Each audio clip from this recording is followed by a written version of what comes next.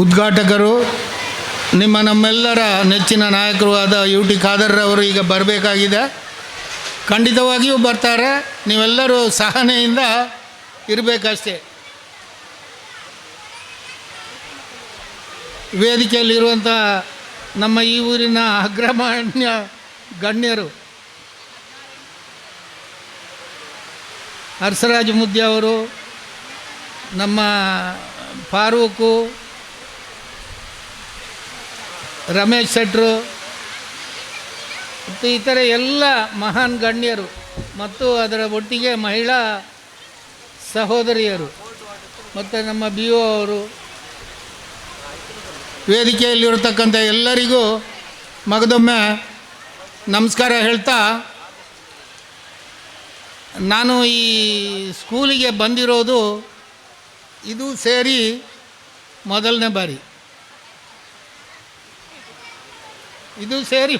ಬಾರಿ ಅಂತ ಇಲ್ಲ, ಈಗ ಇದರೊಳಗೆ ಬಂದಿದ್ದಿಲ್ಲ. ಕಾರಣ ಯಾಕೆ ಹೇಳ್ತಾ ಇದ್ದೇನೆ ಅಂತ ಹೇಳಿದರೆ, ನಾನು ಕೂಡ ಒಂದು 3ನೇ ಕ್ಲಾಸ್ವರೆಗೆ ಓದಿದ್ದು ನಮ್ಮ ಪಕ್ಕದ ಹಸೈಗೋಳಿಯ ಶಾಲೆಯಲ್ಲಿ. ಆ ಶಾಲೆ ದುರದೃಷ್ಟವಾದ ಇವತ್ತು ನಮ್ಮ ಮುಂದೆ ಇಲ್ಲ ಅಂತ ಕಾಣ್ತದೆ. ಈಗ ಒಂದು 15 ವರ್ಷದ ಹಿಂದೆ ಅದಕ್ಕೊಂದು ಸ್ವಲ್ಪ ಪಕ್ಕಾಸು ಅದು ಇದೆಲ್ಲ ಕೊಟ್ಟು ಸರಿಪಡಿಸಿದೆ, ಮತ್ತು ಕೂಡ ಈಗ ಅದು ಸಂಪೂರ್ಣವಾಗಿ ನಶಿ ಹೋಗಿದೆ. ಆ ಕಾಲದಲ್ಲೇ ಈ ಶಾಲೆ ಇತ್ತು. ಆದರೆ ಈ ಭಾಗದ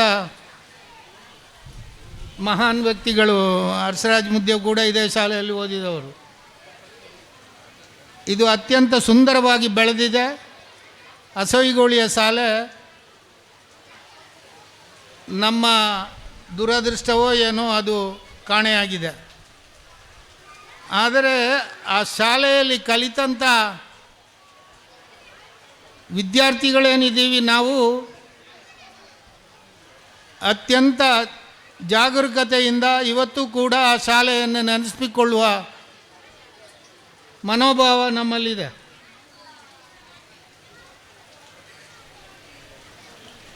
ನನಗೆ ಕಲಿಸಿದಂಥ 3 ಮಾಸ್ಟ್ರುಗಳು, ಅಂದರೆ 4ನೇ ಕ್ಲಾಸ್ನಲ್ಲಿ 4 ಮಾಸ್ಟ್ರುಗಳಿದ್ದರು. 5 ಮಾಸ್ಟ್ರುಗಳು 5ನೇ ಕ್ಲಾಸ್ವರೆಗೆ ಇತ್ತು ಆ ಶಾಲೆಯಲ್ಲಿ. ಮೊದಲನೇದಾಗಿ ಟೀಚರ್ ಅವರು ಜೀವಂತವಾಗಿದ್ದಾರೆ. ಮೊನ್ನೆ ತಾನೇ ಅವ್ರನ್ನು ನಾನು ನಮ್ಮ ಸಂಸ್ಥೆಗೆ ಕರೆಸಿ ಗೌರವಿಸಿದೆ ಅವ್ರನ್ನ. ಮೊದಲನೇ ಕ್ಲಾಸಲ್ಲಿ ಅವರಿದ್ದರೆ 2ನೇ ಕ್ಲಾಸಲ್ಲಿ ದಿವಂಗತ ಕಿಟ್ಟಪ್ಪ ಮಾಸ್ಟ್ರು ಇದ್ದರು. ಅವರು ಹಾಕಿಕೊಟ್ಟ ದಾರಿ, ಅವರ ಮಾರ್ಗದರ್ಶನ ನನ್ನ ಜೀವನದಲ್ಲಿ ಅದು ಯಾವತ್ತೂ ಕೂಡ ಮರೆಯಬಾರದಂಥ ಒಂದು ಘಟನೆ. ಕಾರಣ, ಅವರು ಅತ್ಯಂತ ಬಲಶಾಲಿ. ಇಲ್ಲಿ ಅವರ ಮಗ ಪೂಂಜರು ಅಂತೇಳಿ, ರಮನಾಥ ಪೂಂಜರು ಅವರ ಮಗ. ಆದರೆ ಅವರು ಶಾಲೆಗೆ ಬರುವ ಆ ಕಾಲದಲ್ಲಿ ಜುಬ್ಬ ಹಾಕ್ಕೊಳ್ತಾ ಇದ್ದರು. ಆದರೆ ಬಲಬದಿಯಲ್ಲಿ ಅಥವಾ ಎಡಬದಿಯಲ್ಲಿ ಒಂದು ಬಾಟ್ಲಿ ಇರ್ತಿತ್ತು ಅವರಿಗೆ.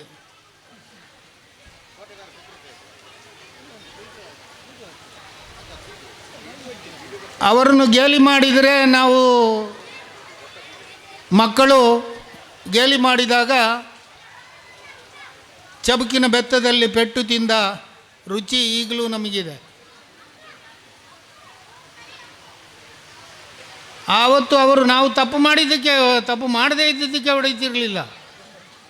ನಾವೊಂದು 2 ಬ್ರಾಹ್ಮಣರ ಮಕ್ಕಳು, ನಾನು, ಇನ್ನು ಹಸೈಗೋಳಿಯಲ್ಲಿ ಈಗಲೂ ಜೀವಂತವಾಗಿದ್ದಾರೆ ವಿಠಲ ಕಾಜವರ ಮಗ ಹಣ್ಣು ಅಂತ ಹೇಳುವವರು, ಈಗ ಶ್ರೀನಿವಾಸು ಅಂತ ಅವರ ಹೆಸರು. ನಮ್ಮ ಉಪಟಳಕ್ಕೆ ಅವರ ಪೆಟ್ಟು ತಿಂದು ತಿಂದು ತಿಂದು ಹೇಗೋ 2ನೇ ಕ್ಲಾಸ್ ಪಾಸಾಗಿ 3ನೇ ಕ್ಲಾಸ್ನಲ್ಲಿ ಓದೆವು. 3ನೇ ಕ್ಲಾಸ್ನಲ್ಲಿ ಇಸ್ಮಾಯಿಲ್ ಮಾಸ್ಟ್ರು ನಮಗೆ ಮಾಸ್ಟರ್ ಆದರು. ಅಲ್ಲಿಂದ 4ನೇ ಕ್ಲಾಸಿಗೆ ಹೋದೆ.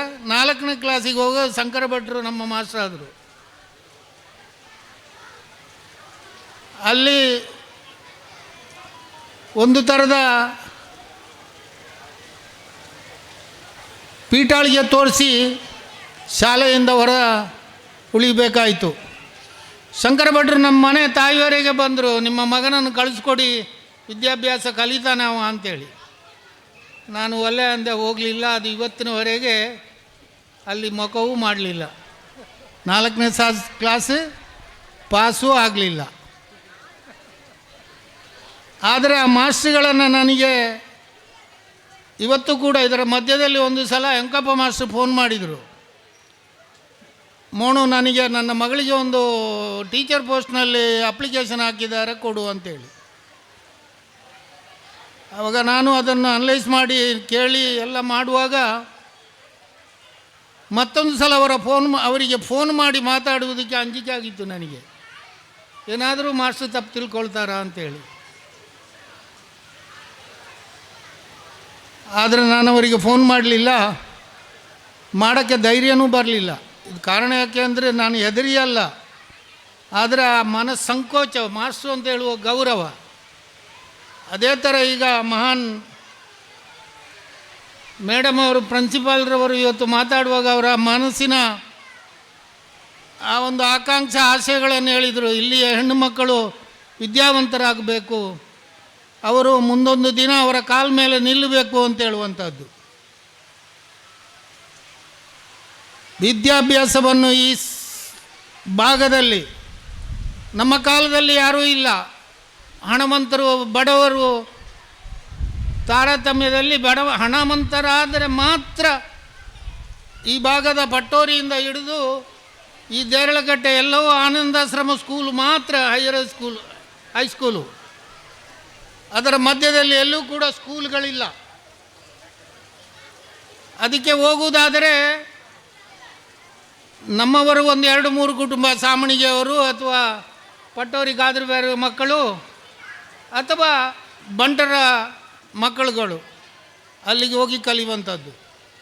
ನಮ್ಮಂಥ ಬಡವರಿಗೆ ಆ ಕನಸಿನ ಮಾತು ವಿದ್ಯಾಭ್ಯಾಸ. ನಾನು ನನ್ನ ಜೀವನದಲ್ಲಿ ಏನಾದರೂ ಒಂದು ವಿದ್ಯಾಭ್ಯಾಸಕ್ಕೋಸ್ಕರ ಮಾಡಬೇಕು ಅಂತ ಹೇಳುವ ಮನೋಭಾವ ಹುಟ್ಟುಕೊಂಡು 1999ರಲ್ಲಿ ದೇರಳಕಟ್ಟೆಯಲ್ಲಿ ನಮ್ಮ ಕಣಜೂರು ಸ್ಕೂಲನ್ನು ಸ್ಥಾಪಿಸಿದೆ. ಆವಾಗ ಅನೇಕ ಜನಗಳು ಮಂಗಳೂರಿನಲ್ಲಿ ವಿದ್ವಾಂಸರು, ನಮ್ಮ ಒಂದನೇದಾಗಿ ಸಾಧುಗುಂಜಿ ಮಾಸ್ಟ್ರು, 2-3 ವಕೀಲರು, ರಮೀಲಾ ಶೇಖರ್ ಅವರು, ಇವರೆಲ್ಲ ನನಗೆ ಸಹಾಯ ಮಾಡಿದರು. ಆದರೆ ಅವರೆಲ್ಲ ಕೇಳ್ತಾ ಇದ್ದಿದ್ದು, ನಿನಗೆ ಈ ಬುದ್ಧಿ ಯಾಕೆ ಬಂತು ಅಂತ. ನೀನೊಬ್ಬ ವ್ಯಾಪಾರಿ, ನಿನಗೆ ಈ ಒಂದು ಮನೋಭಾವ ಯಾಕೆ ಬಂತು. ಅದರಲ್ಲೂ ಕೂಡ ಅನೇಕ ಕಾರಣಗಳಿದೆ ಅದರಲ್ಲಿ. ಅದು ಸುಮ್ಮನೆ ಆಗಿ ಕಣಜೂರು ಸಂಸ್ಥೆ ಓಪನ್ ಮಾಡಲಿಲ್ಲ ನಾನು. ಯಾಕಂದರೆ ನಾನು ಆ ಕೆಟಗರಿಯ ಮನುಷ್ಯನೇ ಅಲ್ಲ, ನನ್ನ ತಂದೆಯೂ ಕೂಡ ಅಲ್ಲ.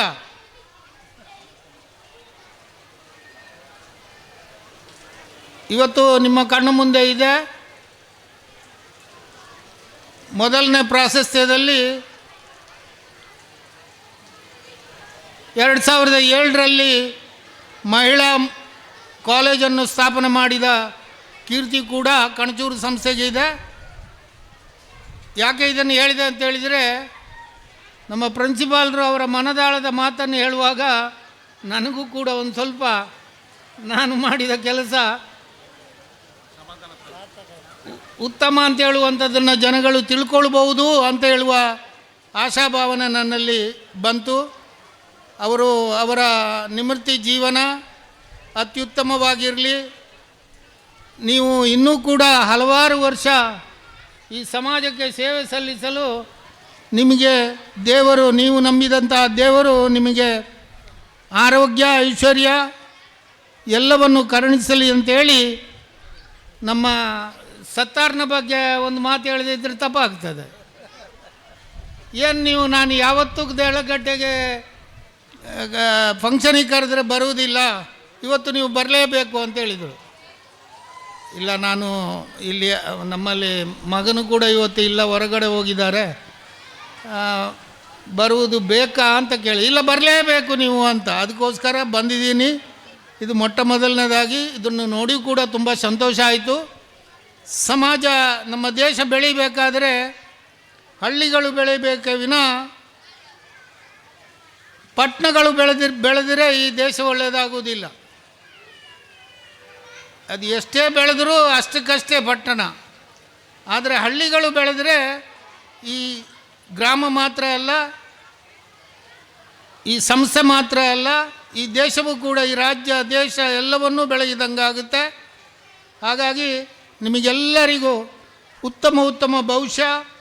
ಈ ಶಾಲೆಯಲ್ಲಿ ಕಲಿತ ಮಕ್ಕಳು ಇನ್ನೊಂದು ದಿನ ಈ ದೇಶದಲ್ಲಿ, ಈ ದೇಶದ ಚುಕ್ಕಾಣಿಯ ಹಿಡಿಯುವ, ಅದು ಹುಡುಗರಾಗಿರಲಿ ಹುಡುಗಿಯರಾಗಿರಲಿ, ಅತ್ಯುತ್ತಮ ಸಾಧನೆಗೈದು ಉನ್ನತ ಸ್ಥಾನಕ್ಕೆ ಏರುವಂತಾಗಲಿ ಅಂತೇಳಿ ಹಾರೈಸಿ ನನ್ನನ್ನು ಕರೆಸಿ ಮಾತಾಡಲಿಕ್ಕೆ ಅವಕಾಶ ಮಾಡಿಕೊಟ್ಟ ನಿಮಗೆಲ್ಲರಿಗೂ ವಂದಿಸಿ ನನ್ನ ಮಾತನ್ನು ಮುಗಿಸ್ತೇನೆ.